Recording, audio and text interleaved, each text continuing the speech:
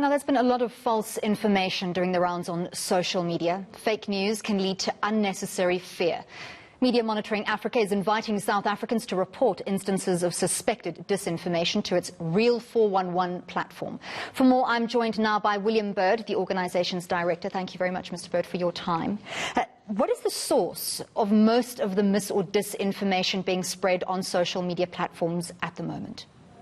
Hello, good morning. Yes, so there's a lot, and most of it seems to be coming from WhatsApp. We've had about just under 60 or probably around 60 complaints thus far, and more than 85% of them are coming from WhatsApp, which means that the ability to deal with those and try and combat that is really difficult. Because if someone posts or disinformation on Twitter or YouTube or Facebook, for example, once you alert the platforms to it, they can then remove it. But when it's on WhatsApp, it's not something that they can easily remove. So what we're doing is working with the government and with other organized bodies to make sure that once it's been identified, we can then put out information that says this is fake information, please do not share it.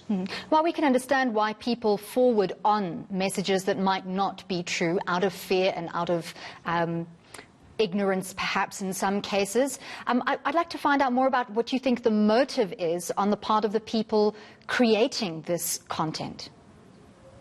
So some of them have clear kind of ideological ideas or positions around these things. So you get these lunatic anti-vaxxers who say, oh, well, vaccines are the invention of the West and they're coming to poison us and, don't believe any of this kind of thing. So there's some idea that frames science and rationality really as something that you don't want to adhere to. And that's really a dangerous kind of disinformation, because it puts people's lives fundamentally at risk and their health at risk.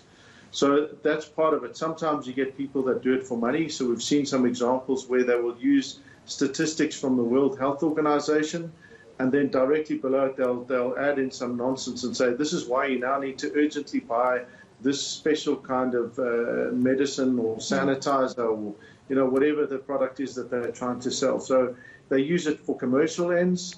And other times you get people, like online, they're trolls and they're bullies. And I think that part of them, there's a group of people who seem to think that that's either amusing or they get off on the fact that they are spreading fear and anxiety. And I think that, those people also, they need some kind of help. What is your role in trying to identify the difference between, factual information and misinformation, and how do you go about assisting? We know the government has said that there will be strict fines and possibly even jail time for people who spread misinformation during the COVID-19 pandemic. How are you going about assisting them?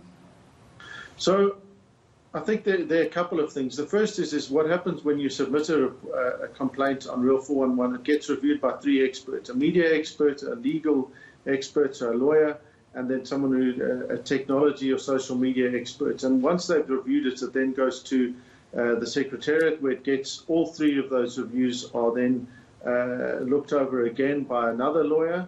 And once that process has been completed, they're then able to say, okay, let's write to the platform, or let's put out and say that this is clearly mis or disinformation, and then let's try and act against that. So that information at that point gets shared with government partners and with a whole range of other entities to try and make sure that we can get the message out there that this kind of information is simply not true. Because a lot of people, when they share it, they don't share it because they're intending to be evil. All of us, a member of our family who've sent us something, you think, oh my goodness, why did you send this to me, kind of thing.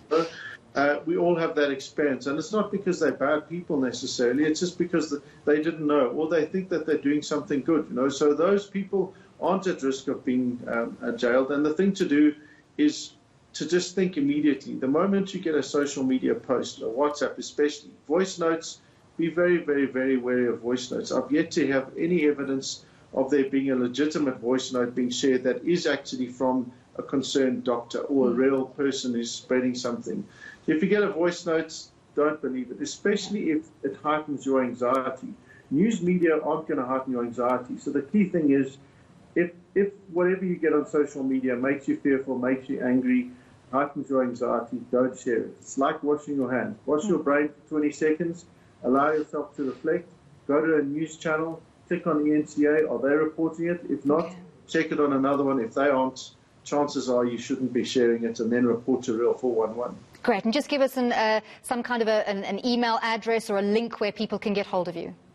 So it's real411.org. It's a website. It's very easy to submit a complaint, and we'll be launching soon integration with WhatsApp as well. So that's coming shortly. But the easiest is just go real411. That's REAL, and then 411 the digits.org, and it'll be there, and you can find out lots of information. All right. Thank you very much. That was William Bird from Media Monitoring Africa. So be careful what you forward on. Take a moment to think about it, corroborate it, and then, if it's true, send it on.